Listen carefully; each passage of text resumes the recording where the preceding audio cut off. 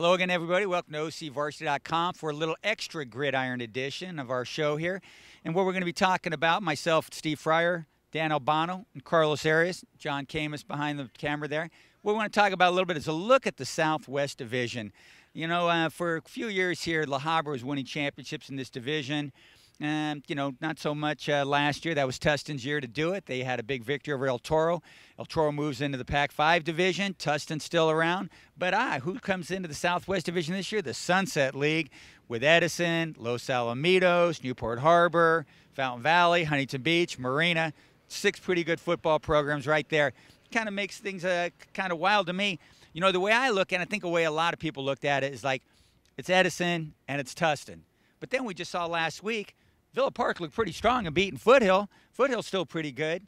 You know who else might sneak into this thing? You know, El Dorado's all of a sudden what 3-0 in the Central League going to this week. Yorba Linda's 5-1. They're still got to be thought of in this whole thing too. But I don't know what it looks like to you guys, but I still think it's an Edison-Tustin division.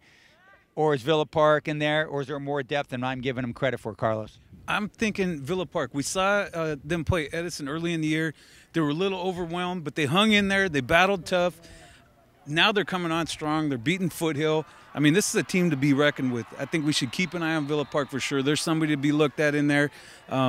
Tustin, they lost their quarterback. Yeah. We don't know when he's going to come back, if he's going to make it back for the playoffs. That's a big factor. I know they run every time, and we see a pass maybe once every 2 millenniums, but, you know, it's still a factor. I mean, Quinn was a big-time part of that offense. He runs it perfectly.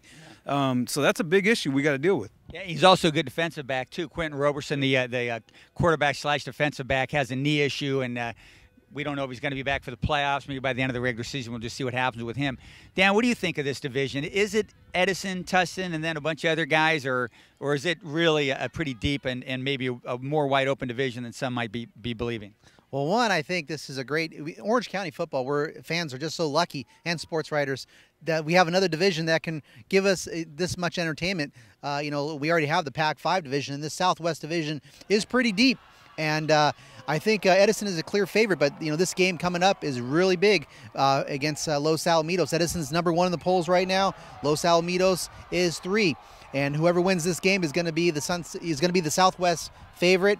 But I think Tustin, you know, defending champs, are very good. I think Foothill, you can't forget about Foothill. I picked Foothill last week, so congratulations to the Spartans for making me look, for proving me wrong. But I don't think Foothill goes away.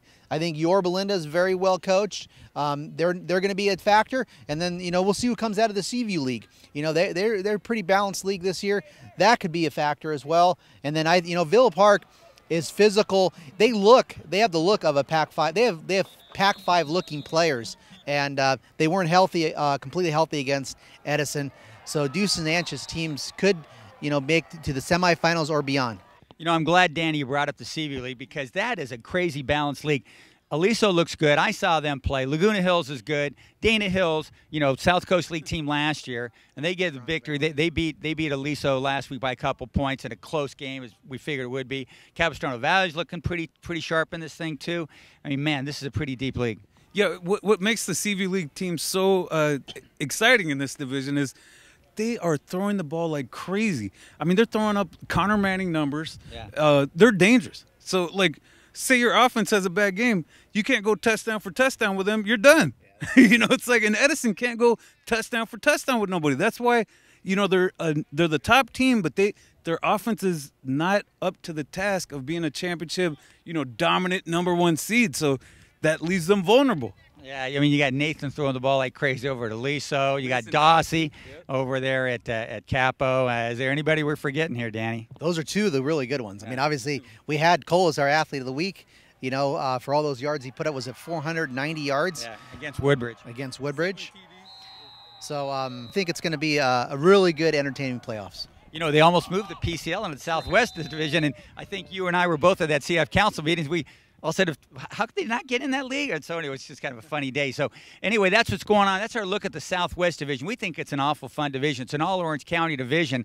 And, you know, we did all this discussion. We didn't mention good old La Habra in this thing too, you know? I know the Clan, man. I mean, they got to step it up. I mean, they got some serious challengers in the Freeway League. I don't know, man.